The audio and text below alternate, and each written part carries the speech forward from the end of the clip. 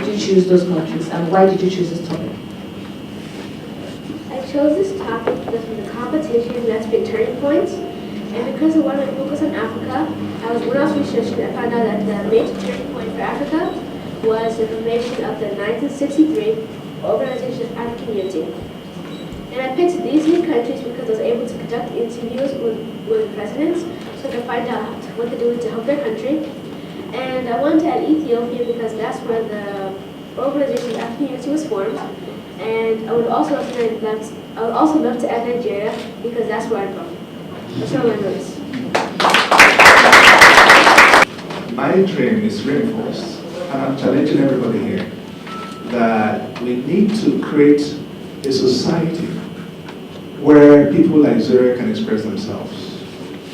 That is the challenge we have. How do we build our society? The United States of America built their society so that they could have opportunity. You know, it's home for all. Everybody has opportunity to express himself or herself. I think the challenge here for us, seated here, we can turn around this country, Nigeria, and create an environment in every sector of the society, the economy, to make sure that we contribute our portion to create an environment where no matter who you are, no matter where you're coming from, it's like, you know, a country of inspiration. When you come in here, you can be inspired to achieve, okay? Because government cannot,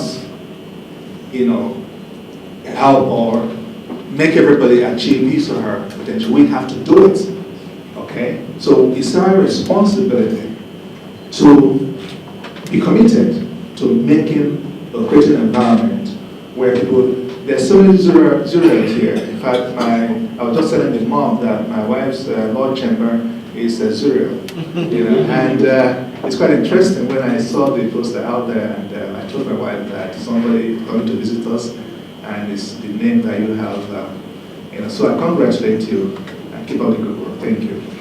I did say that Zuriel flying the flag of girl-child importance, poverty alleviation, and education across Africa. Then I didn't see the documentary. I just saw it like all of you. And I'm really challenged to say that the problem that Africa's founding fathers saw in 1963 are still with us. And so if I to measure the growth of Africa, we find that we are still almost where we were in 1963. That's not a shame, that's a challenge. Because that means that we're a continent that has refused to grow. And we can't keep being that way. The second I get from the documentary and from this event is that growth must be driven by the younger ones, not by people like us who are aspiring. But yes, but we have a role to play in guiding these younger ones, as the role of the Zuriel's parents have shown. The third thing I take away from here is that the formal school gives a fraction of the education. The real education must be in the home. So the combination of a home school is a concept that we may need to embrace and grow quickly in Africa. I don't know if it's happening here now. All my children went to normal school. I call them traditional schools, not just normal. And so what they learn there is tradition, not innovation, not creativity. That is about to cut teaches here. So, for those who went to traditional school, we think traditionally, and we're saying that the traditional education, the traditional thinking, does not move us forward at the pace that we want in this emerging age. Therefore, I think that we must have a succession plan, a strategic succession plan that will push the younger ones to the forefront of our development drive, such that the three issues, the three challenges of poverty, health, and education does not elude us again as we enter the post-MDG years. Because as we showed in the documentary, the threshold or the line was supposed to be 2015, and we are here in 2013. if we didn't make progress in 50 years, 1963 to 2013, I wonder what progress we will make in 2 years, 2010 to 2015, unless we are seriously committed to that progress and chart the path. So I think either at this forum or at a post-Zuriel visit forum, we must engage ourselves in a serious dialogue on how to move Africa forward and putting the children in that vanguard of that push. I'm very proud of you, and I want to say that your introductory speech actually challenged me. You are a bundle of inspiration, not only to the younger folks, but even to adults. The introduction of Dream Up, Speak Up, and Stand Up. It's so challenging, and I find it so inspiring, even to adults, even to me, because a lot of us give up while trying to achieve something. But like you said, if you can dream it, you can achieve it. And then particularly, I would want to say a very big thank you to your parents, and to the challenge to our parents too in Nigeria. Most times we don't have enough time to recognize when our children are excelling. And so we must create time for ourselves. We must create time to watch the children, their developmental growth, and see when they need to be, when they need to be assisted or to be encouraged. So kudos to you, the parents, and particularly also the siblings. The 8-year girl, I think you are trying to be like your sister. So welcome also to the dream world and also to stardom. Thank you. And then about Nigeria, 2 years to do what we couldn't do in about 50 years.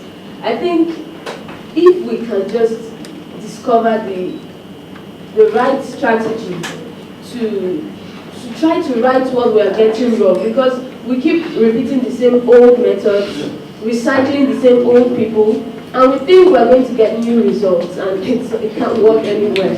So I think that's what we need to do, change our methods, probably change our people, and 2015 or maybe 2020 may be reality. So nice meeting you today.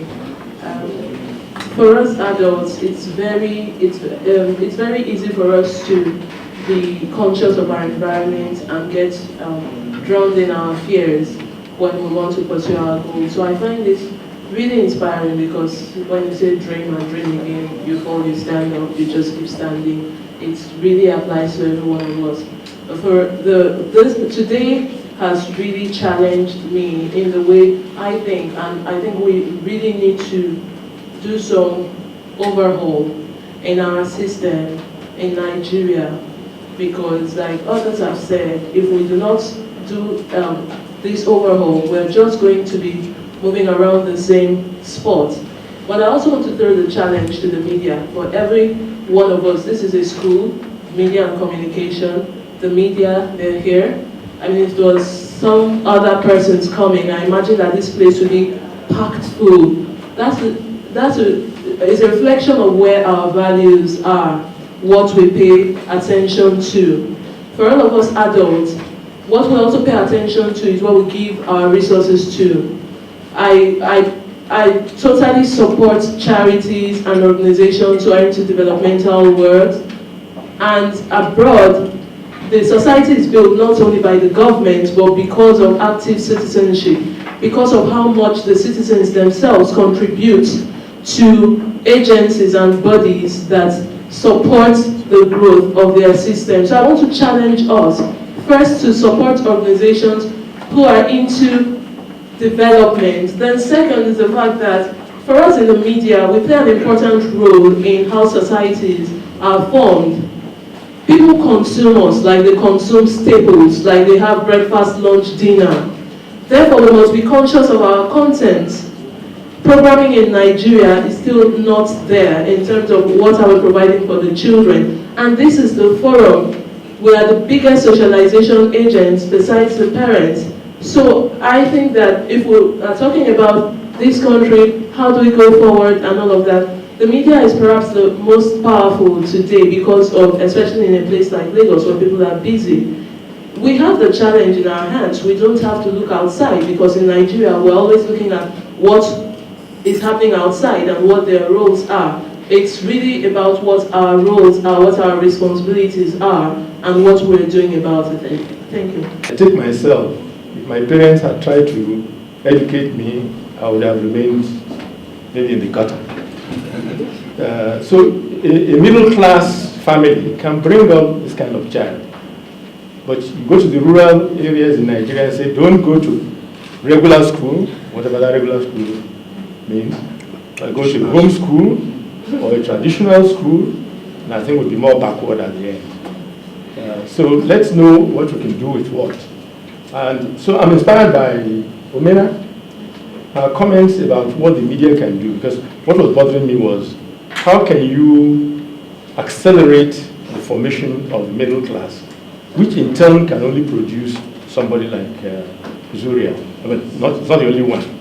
You will get a freak out of rural Nigeria that turns up someone like this. But basically, this can only happen from a middle class family. And therefore, we need to accelerate the growth of that. The argument is that we don't even have good teachers in schools. And therefore, we must fall back on the media. The radio and television and the media obviously are supposed to be multipliers of the teacher.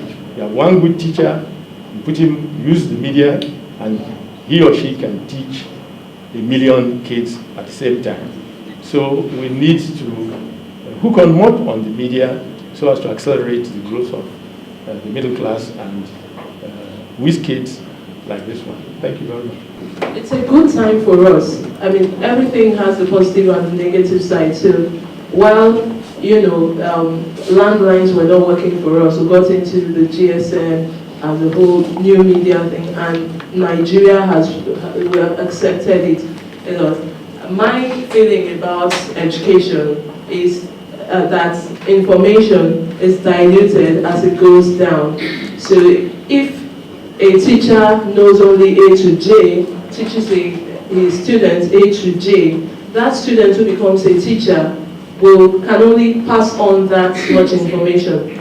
I'm really following with the new ICT ministry, because that is one ministry, if the policies are made right, can be used to cause a change in the education industry or sector.